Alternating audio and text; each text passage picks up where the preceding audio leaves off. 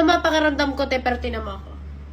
Cute! Kapon kasi, te, nilalagnat ako. Tapos pagtayo kong ganyan, pagtingin ko sa lamin, te, ang gulo ng mukha ko. As in, magulo, parang kina-climate change. Ngayon, magpapaganda ako din.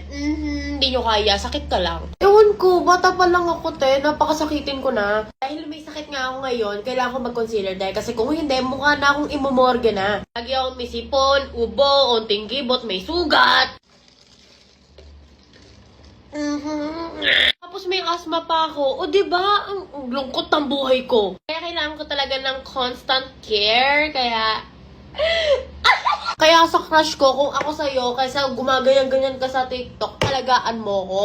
Demande. Pero yung nanay ko, te, ewan ko, bihira siya magpainom sa akin ng gamot. Isa lang pinapainom sa akin gamot. Yung gamot na lagi kong tinitake, te, Krispy Kreme.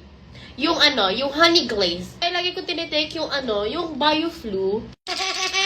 Teka, magbabrush muna.